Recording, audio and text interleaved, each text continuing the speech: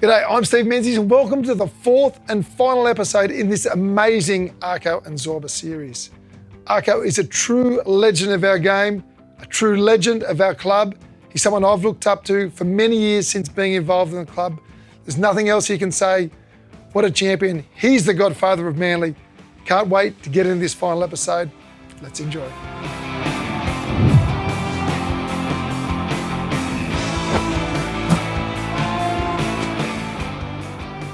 Ken, coming back to Manly to have this discussion today, do you have any regrets about leaving the district? And you've lived on the Gold Coast for a long time now. Well, I love Manly, I really do, and I love Sydney. I mean, I think Sydney's the greatest city in the world. But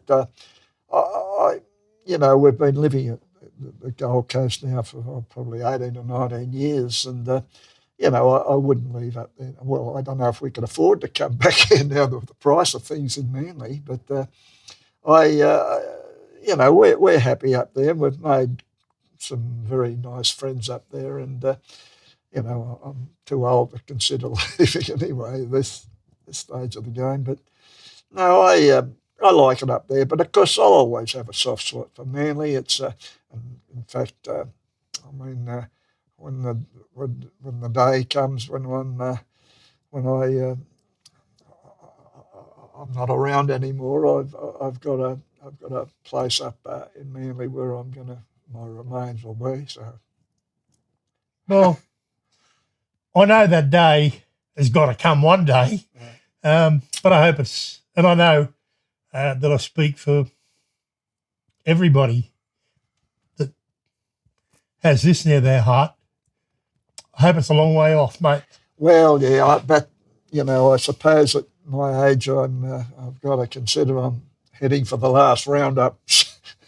And I don't know. As a matter of fact, I was only looking at the old first grade team, the first grade grand final team in which Manly played. And you played 1951. Yeah. You're the only living member. I'm the only living member of it now, yeah. Well, there's one bloke that I'm not sure of.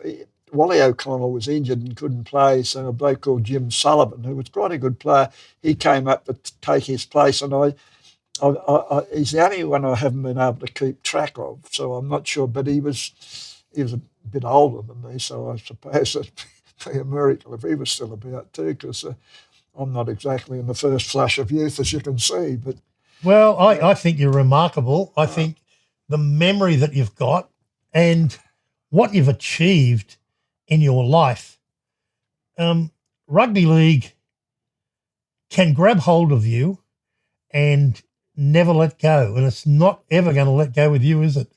Oh, well, I'm not sure that will be the case, but irrespective of any of that, I mean, look, whatever contribution I've made to rugby league,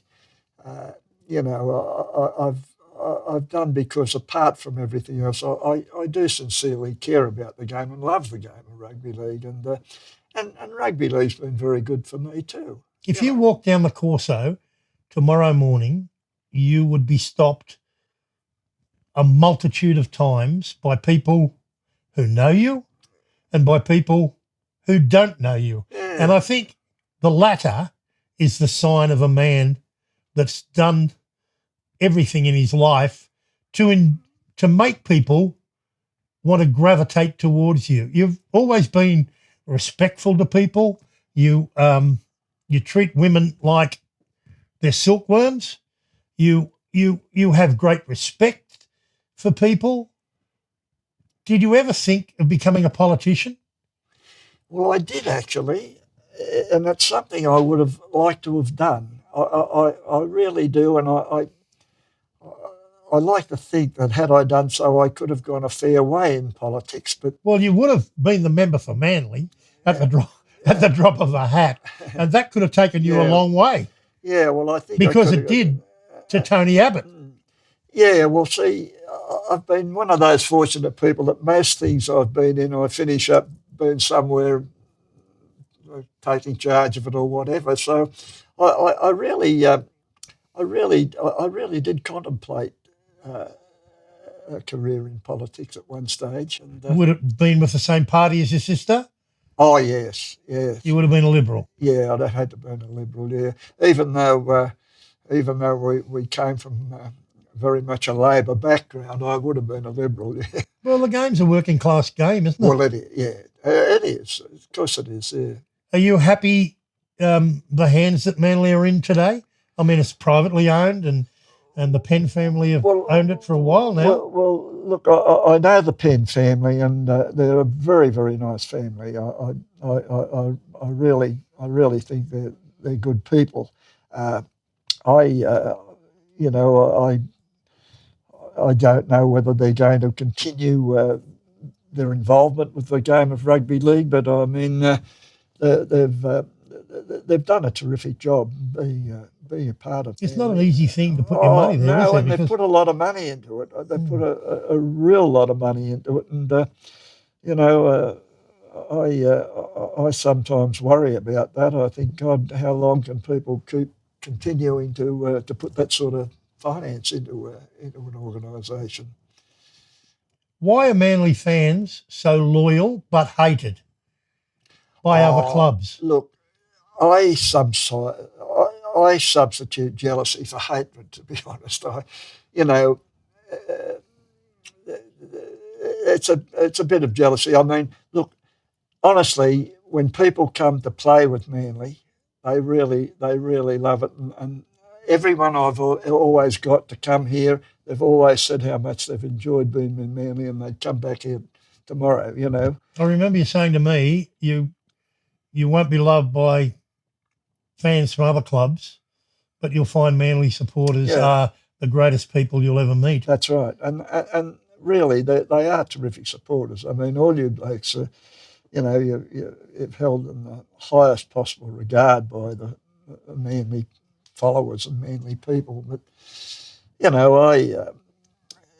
I find rugby league people everywhere are really, really good people, and I think some of the people that are critical of Manly, I as I say, I substitute jealousy sometimes for criticism.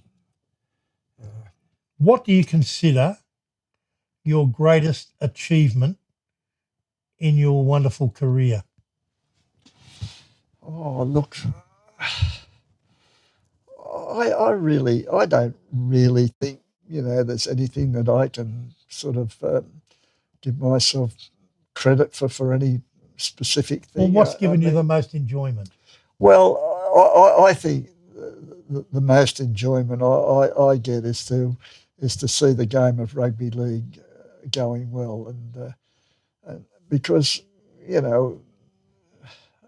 it's been my whole life actually, and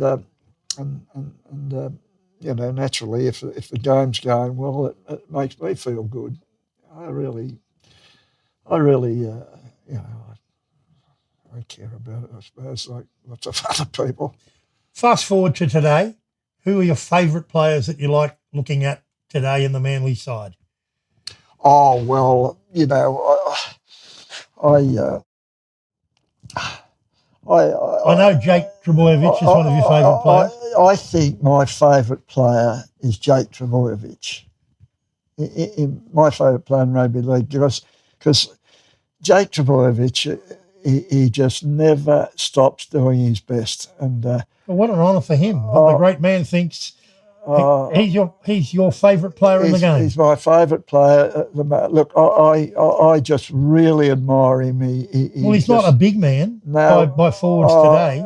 And look, I tell you what, he never takes a backward step, and he never stops doing his best. I've got the highest possible admiration for Jake Trbojevic. Okay, you've been a player, you've been a coach, you've been an administrator, and now you're one of the most avid fans of the game.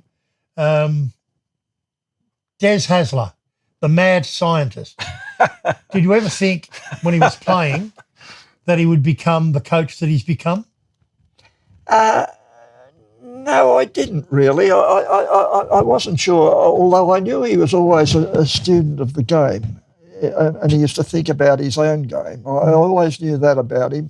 I wasn't sure that he'd ever reach the heights of that he has as a coach. I mean, he has done extremely well. He's been an outstanding coach over a long period of time. And okay, you wear the number 59 on your club polo shirt because you're the 59th player to play first grade in the Manly club. We're now up to 623. 623 have played first grade. The guys that debut this year will become 624, 625, and so on. Yeah. Well, There's not that many before you, mate. No. Well, I came into Manly in 1950. So I was there were 58 before you. That's 58 all. before me, and I was the 59th player to play in the first grade. Yeah, I was surprised when I heard those figures, actually. I mean, I But,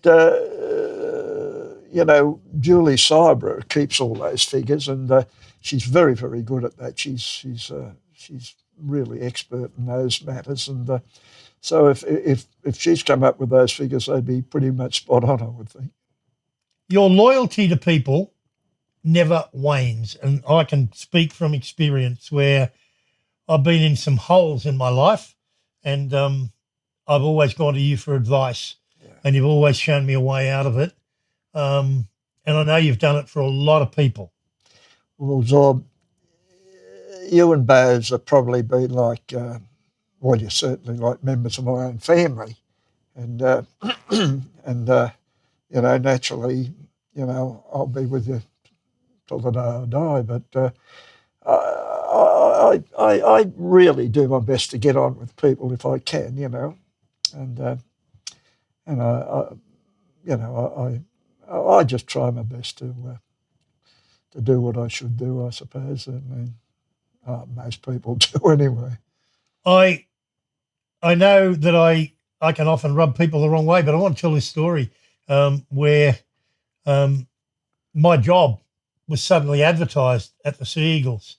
Yeah. And I spoke to you about it, and you said, well, leave it with me. There were 150 applicants for the role that I had. You called in the hierarchy of the club and told them to write to those 150 people that had applied for the job and tell them that they had been unsuccessful and I was to get a modest rise. And you did that because you knew I could do the job and because we were mates. And that's what Ken Arthurson does for his mates. Yeah, well, you and Baz have been like, as I say, members of my own family, which I regard you as. And, I just... you didn't have to say much to them. No. I remember what you said. But look, you've both been terrific players for the club, and you've both been terrifically loyal to the club, and you've both contributed so much to the club. I mean, why wouldn't people want to be on your side? They should be. You always say there's a line in the sand. Yeah. You decide which side you're going to be on. Yeah, that's right. You've always said that. Yeah, that's it, yeah. Yeah, I mean, there's no halfway measures. You've got to... A mate's a mate. Exactly. And if a friend's a friend and a mate's a mate, you're not much of a bloke if you don't stick with them. Ken, what would you say, as we wind this up, to the thousands and thousands, probably a lot more than that, that have you in that lofty position as the godfather of the club? What an honour to be spoken of in those terms. What would you say to them? Yeah, well, look, it is a great honour, and I've got to say that I'm not absolutely certain that I'm worthy of that honour either, but I would say to them that I can never, ever thank them enough for the loyalty and support they've given me over all the years that I've been involved with them. And, I suppose, I suppose that's not much more I can say than that, really. I'm so grateful for all the support that I've always had.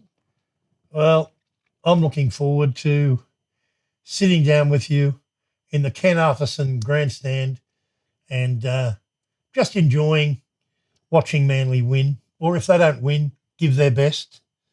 And on behalf of all of our supporters, our ex-players, our current players, our sponsors, the owners, everybody concerned with Manly, the thousands of players that you've helped over your lifetime, the people that you've guided to pathways that took them to greatness in our game or took them to a level where they got great enjoyment out of wearing the colours, not just the guys that played first grade, but the guys that played reserve grade and third grade, and Harold Matthews and Jersey Flegg. All of those players have played their part in making Manly the club that is today. But no individual has made a greater contribution than you, Ken. And on behalf of everybody, thank you for what you've done to our club, our club. Well, thank you. And in saying thank you, I've got to say that, hopefully I've been able to do my best for the club. But in saying that, the club's been very good to me too. And all the friends and friendships that I've made during my time with the club, are something that are very, very close to me and will never, ever be forgotten. Ken Arthurson, AM, what an absolute honour it's been for me today to sit down with you and go through your illustrious 75 years on the 75th anniversary of the Manly Sea Eagles. To have you as our spiritual leader, as the benchmark for our club is simply amazing. On behalf of all of our fans, Ken, from the bottom of my heart, thank you for what you've done for our club. Appreciate that, mate. Thank you. Unbelievable. Thank you.